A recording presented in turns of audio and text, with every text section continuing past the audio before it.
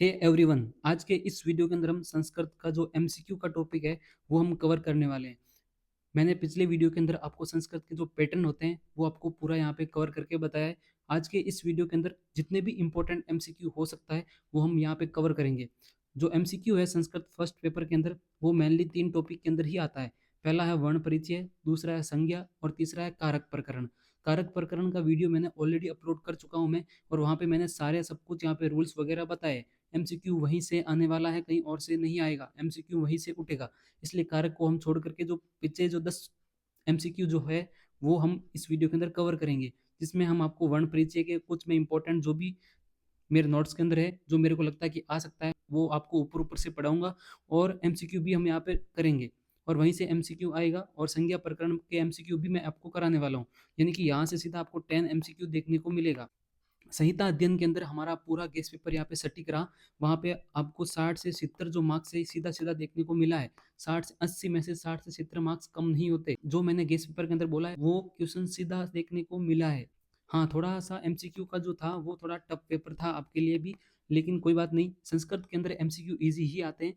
तो सबसे पहले तो संस्कृत वर्ण परिचय शुरू करने से पहले आपको बता दूं कि आपको संस्कृत के अंदर 1 से 20 तक जो गिनती होती है, जो नंबर होते हैं वो आना चाहिए। 1 से 20 तक जो गिनती है वो आप संस्कृत के अंदर एक बार पढ़ लेना, वो ज़रूरी है, क्योंकि आपको आते हुए भी आप एमसीक्यू गलत कर दोगे। अब जैसे कि 20 को वहाँ पे 20 नहीं लिखा होगा, वहाँ पे विसंति लिखा होगा। अब यदि किसी को विसंति नहीं पता है तो वो वहाँ पे गलत कर देगा। उसको आ रहा है कि ये है, बट वो वहाँ पे गलत कर देगा। इसलिए आपको 1 से 20 तक कम से कम आप गिनती जो है वो याद कर लो।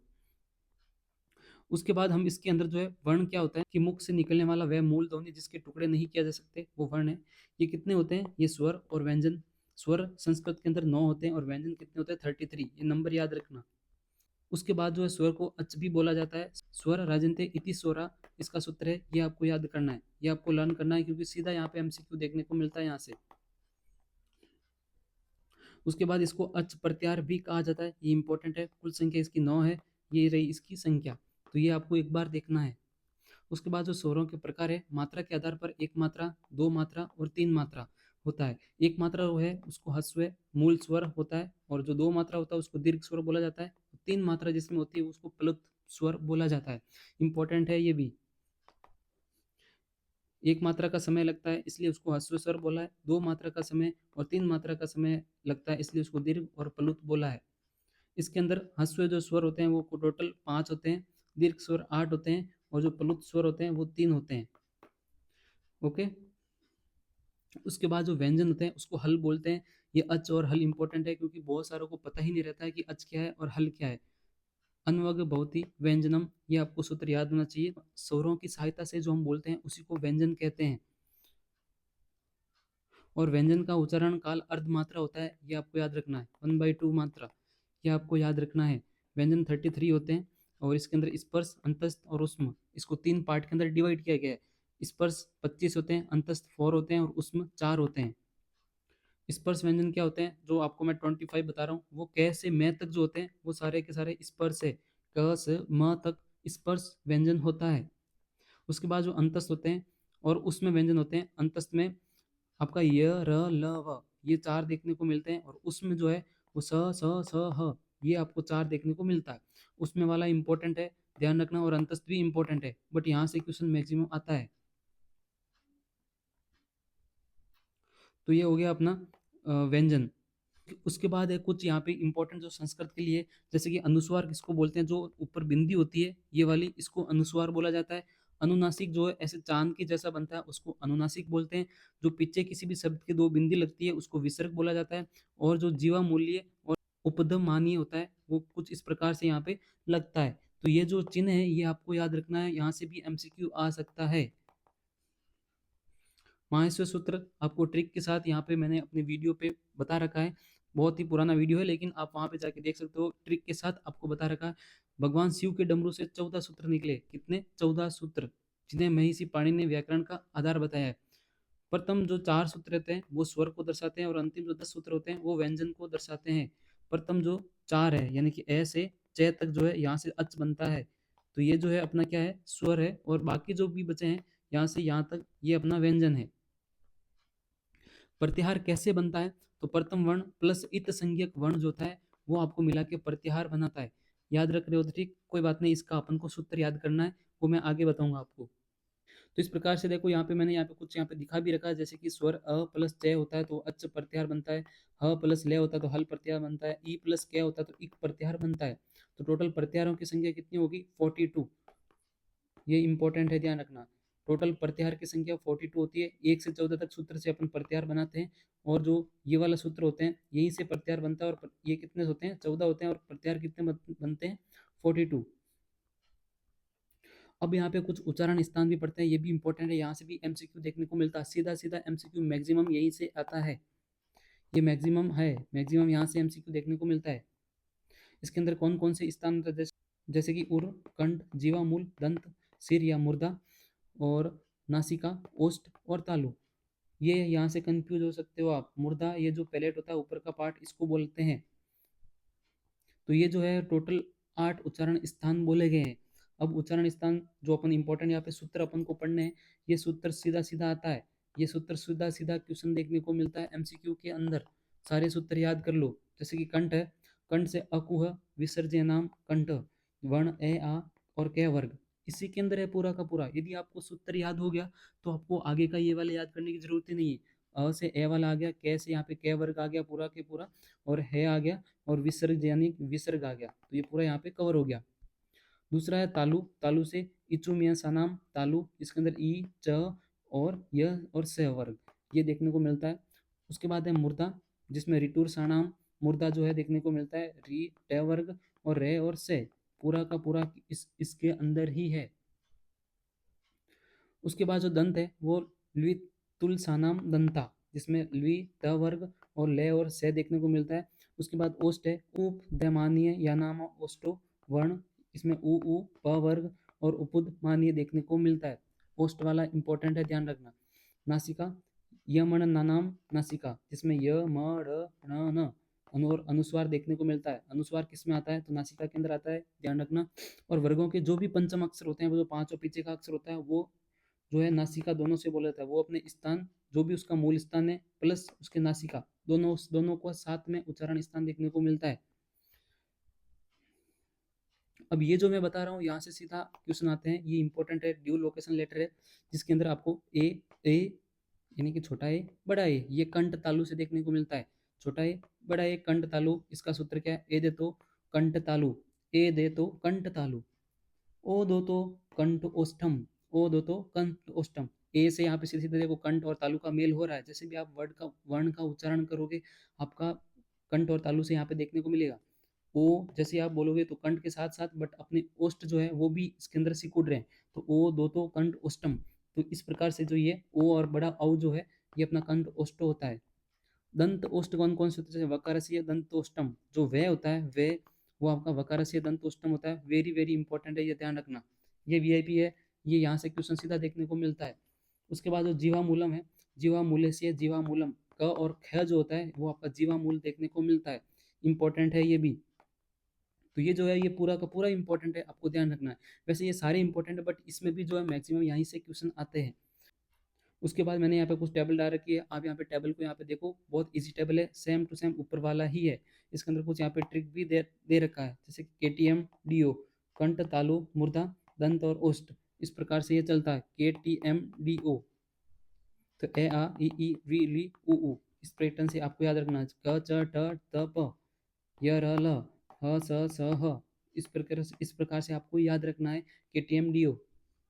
उसके बाद हम बाह्य प्रयत्न पढ़ते हैं कि बाह्य प्रयत्न क्या होते हैं। तो बाह्य प्रयत्न आपको याद रखना कि 11 होते हैं। आपको नाम याद रखना तो ठीक, बट कोई नहीं, यदि आपको नाम याद नहीं रहते हैं, लेकिन मेरे हिसाब से आप एक बार नाम जरूर पढ़ लेना, नाम याद रखने की कोशिश करना। बट कितने होते हैं यह ध्यान रखना है, 11 होते हैं, जिसमें अल्प प्राण होते हैं वो 19 वर्ण होता है, और महाप्राण में 14 वर्ण होते हैं। यहाँ से नहीं आते हैं, बट ये आपको याद रखना है। बाह्य प्रयत्न होते हैं वो आपका नाद और घोष के आधार पर भी होता है, जिसमें घोष और अघोष दो चीजें देखने को मिलती है। और घोष के अंदर सभी स्वर शामिल होते हैं, ये ध्यान रखना, घोष में सभी स्वर शामिल होते हैं। अब हम कुछ एग्जाम पॉइंट के लिए यहाँ पे इंपॉर्टेंट चीजें देखते हैं। अपन क्या सोचते हैं कि अपने 11 या 13 स्वर होते हैं, लेकिन संस्कृत व्याकरण में पाणिनि ने जितने स्वर बताए हैं वो है 9, और उसको अच भी बोला गया है। ये मैं ऊपर भी बता चुका हूँ, ना 11 होते हैं ना 13 होते हैं, कितने होते हैं? 9 होते हैं। उसके बाद अपन ये सोचते हैं कि जो लुई होता है वो दीर्घ रूप होता है, लेकिन लुई वर्ण का दीर्घ रूप नहीं होता है, ये केवल ह्रस्व या प्लुत होता है, ये आपको याद रखना है। उसके बाद जो सूत्र होता है, 14 सूत्र से 14 वर्ण यहाँ पे बनते हैं, लेकिन 14 महाविषय सूत्र है, लेकिन इससे कितने प्रत्यार बनते हैं, 42 से 44 प्रत्यार बनते हैं, ये ध्यान रखना। अपन सोचते हैं कि 14 सूत्र होते हैं, लेकिन 14 ही वहाँ पे प्रत्यार बनेंगे, लेकिन ऐसा नहीं होता है। 14 से कितने बनते हैं, 42। एक ऑप्शन और दोनों दोनों सही है, दोनों जहाँ पे यदि दोनों ऑप्शन आ गए तो अपना क्वेश्चन सबको यहाँ पे पॉजिटिव देखने को मिलेगा, लेकिन यहाँ पे मैक्सिमम जो है आने के चांस एक ही रहेगा। आपको कभी भी दोनों ऑप्शन के अंदर दोनों 42 और 44 नहीं देखने को मिलेगा। इसके बाद अपन ये सोचते हैं कि जो व्यय होता है उसका ओष्ठ ही स्थान होता है, जो कि मैंने ऊपर भी आपको बताया है, लेकिन यहाँ पे दोनों देखने को मिलता है, ये ध्यान रखना। मोस्टली एमसीक्यू यहाँ पे ये आता है, ध्यान रखना। उसके बाद मैं आपको 5 मिनट के अंदर एक छोटा सा यहाँ पे पॉइंट यहाँ पे बता देता हूँ। टोटल स्वर कितने होते हैं, 9। टोटल व्यंजन कितने होते हैं, 33। स्पर्श व्यंजन जो होते हैं वो 25 होते हैं। अंतस्थ 4 होते हैं, उसमें 4 होते हैं। माहिष्य सूत्र 14 होते हैं। उच्चारण स्थान कितने होते हैं, 8 होते हैं। बाह्य प्रयत्न 11 होते हैं, और प्रत्यार 42 44 होते हैं। बस इतना आपको याद रखना है। कुछ यहाँ पे एमसीक्यू अपन देखते हैं, जैसे कि माहेश्वरी सूत्रों की संख्या कितनी होती है, तो मैंने आपको बताया कि 14 होती है। अंतिम प्रत्यार सूत्र कौन सा है, अंतिम प्रत्यार सूत्र हल, बिल्कुल ही ईजी है ये। और कुछ यहाँ पे देखो क्वेश्चन, वह का उच्चारण स्थान क्या है, क्या हो सकता है बताओ। कितनी बार मैंने आपको ये रिपीट किया है, वकारस्य दंतोष्ट, ल्युतुल सानाम रिक्त स्थान भरे, तो ये जो है इसमें दंत देखने को मिलता है। अब तो ऊपर वाला सूत्र याद रखना है। कुछ अभ्यांतर प्रयत्न भी दे रखे हैं, जैसे कि स्पृष्ट, इसत स्पृष्ट, विवर्त, इसत विवर्त और संवर्त। इसके अंदर जो है क से मैं तक जो होता है वो स्पष्ट होते हैं। इसत स्पष्ट य व र ल होते हैं, और जो विवर्त होते हैं वो स्वर होते हैं। इसत विवर्त होते हैं वो सल स स स ह होते हैं, और जो संवर्त होते हैं वो हस्व अ देखने को मिलता है। और प्रत्यार का जो सूत्र आपको याद रखना है, प्रत्यार का सूत्र क्या होता है, आदिरंत्ययन संहिता। आदिरंत्ययन संहिता, ये इंपॉर्टेंट है, ध्यान रखना। इसके बाद हम कुछ एमसीक्यू देखते हैं यहाँ पे। तो एमसीक्यू जो है पहला है, यहीं से एमसीक्यू आपको देखने को मिलेगा, सीधा सीधा देख लेना आप। यहाँ पे एमसीक्यू है, स्वयं राजन्ते इति, तो यहाँ पे क्या आ जाएगा, स्वरा। संस्कृत वर्णमाला अच स्वर कितनी संति, संस्कृत वर्णमाला में अच स्वरों की संख्या कितनी है, तो 9। बिल्कुल मैंने यहाँ पे ऊपर बताया। सीधा आपको ये वाला क्वेश्चन देखने को मिलेगा ऐसा ऐसा संस्कृत के अंदर। आप वहाँ सोच रहे हो कि हिंदी में आपको देखने को मिलेगा, लेकिन नहीं, सीधा यही देखने मिलेगा। और इसलिए मैंने आपको यहाँ पे 1 से 20 तक जो गिनती है वो याद करने का बोला, क्योंकि यहाँ पे आपको ये वाले वर्ड दे रखे होंगे। ओके, आगे है प्लुत स्वरस्य उच्चारण काल कति मात्रा भवति, त्रिमात्रा। स्पर्श व्यंजनाम कुल संख्या कति अस्ति, स्पर्श व्यंजनों में क से मैं तक कुल संख्या कितनी है। ओके, कितना इजी क्वेश्चन है। इसत स्पृष्टम सूत्र पूर्यतु, इसर्थ जो स्पृष्टम है सूत्र को पूरा करो, अंत स्थानम होता है, ये बिल्कुल सही है। विवर्त अभ्यांतर प्रयत्न केसाम अस्ति, स्वराणाम। क तथा ख वर्णाभ्य पूर्व प्रयुक्त अर्ध विसर्ग सदर्श चिन्ह किम कथ्यते, क और ख से पहले प्रयोग करने वाले अर्ध विसर्ग जैसे चिन्ह को क्या कहते हैं। तो यहाँ पर जो है आपको इसका आंसर देखना है। मेरे को ये जीवा मूल्य है, बट यहाँ पे ये गलत लग रहा है, इसको आपको देखना है। इचुए सानाम उच्चारण स्थान किम, इसका उच्चारण स्थान क्या है, तो तालु। इसके बाद है उष्म वर्ण क अस्ति, उष्म वर्ण आपका देखो ये च स प, बिल्कुल से है। और खर प्रत्याहार से वर्णना बाह्य प्रयत्न के संति, खर प्रत्याहार जो होता है वो बाह्य प्रयत्न कौन से होते हैं, तो विवार संवार अघोष, ऊपर अभी मैंने आपको बताया। प्रयोग दशायानाम हस्व अवर्ण से अभ्यांतर प्रयत्न क भवति, तो इसमें संवर्तम आ जाएगा। उपुदमानीयानाम वर्णस्य उच्चारण स्थान किम अस्ति, ओष्टो। स्वरस्य ऊपरी यह बिंदु, जो ये वाले बिंदु लगाते हैं इसको क्या बोलते हैं, उसको अनुस्वार बोला जाता है। वर्गानाम द्वितीय चतुर्थ सलस्य, वर्गों के दूसरे चौथे वर्ण और सल जो स स स ह क्या कहलाते हैं, महाप्राण।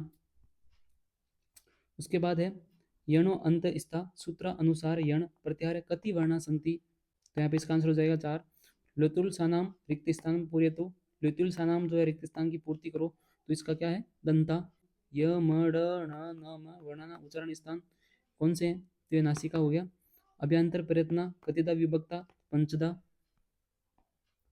त्रय वर्ण कयो वर्ण संयोग निर्मित है, यानी कि जो त्रय है ये किस वर्ण के संयोग से निर्मित होता है, त प्लस र से। संस्कृत वर्ण के अंदर पाणिनीय शिक्षा के अनुसार कुल कितने वर्ण बोला जाता है, तो कितने, 63। ओके, तो इसके आंसर भी ये रहे। इस प्रकार आपको ये एमसीक्यू लगाने हैं और ऊपर मैंने जो भी पीडीएफ यहाँ पे डाल रखी है वो आपको अच्छे तरीके से पढ़ना है, यहीं से एमसीक्यू आएगा। तो यह हो गया अपना वर्ण परिचय खत्म। इसके बाद जो है हम संज्ञा प्रकरण के कुछ एमसीक्यू यहाँ पे जो एक्सपेक्टेड है हमारी टीम की तरफ से वो यहाँ पे हम देखने वाले हैं। इसके अंदर संज्ञा प्रकरण के अंदर आपको मेनली जो सूत्र है वो याद करके रखना है। जैसे कि कुछ हम एमसीक्यू यहाँ पे देखते हैं। पाणिनीय अष्टाध्याय प्रथम सूत्र किम अस्ति, तो वर्दिरादेश इसका आंसर होगा। अ, ए और ओ वर्णाना का संज्ञा भवती गुण। अचा वेदान रहिता नाम हला का संज्ञा भवती, यानी कि हिंदी स्वरों के वेदान से रहित लगातार आने वाले व्यंजनों की कौन सी संज्ञा होती है, तो संयोग संज्ञा होती है। सुप्तिडंत पदम सीधा श्लोक है। पर सन्निकर्ष संहिता, इसके बाद है आदिरंत्ययन संहिता प्रत्याहार का ये सूत्र है, मैंने पहले ही यहाँ पे ऊपर बताया है। मुख नासिकाभ्याम उच्चार्यमाणाम वर्णानाम का संज्ञा भवती, इसका अनुनासिक हो गया। और तुल्यास्य प्रयत्नम सीधा सूत्र है, स्ववर्णम का आदर्शनम लोप होता है। और री लुई वर्णयो उच्चारण स्थान भिन्न अस्ति तथापि वर्तिका अनुसार तयो का संज्ञा भवती, इसका मतलब क्या है कि री और लुई वर्णों के उच्चारण स्थान अलग अलग होने पर भी उसका आपसी में कौन सी संज्ञा मानी जाती है, तो सवर्णम ये होता है। प्र प्रा अप इत्यादि जो 22 प्रादिना धातु योग होते हैं उसकी संज्ञा क्या होती है, उपसर्ग होते हैं। 22 क्या होते हैं, उपसर्ग। इदुदे द्विवचनम सीधा सीधा सूत्र है प्रग्रहम का। अला अनंत्याम पूर्व क्या होती है, उपधा होती है।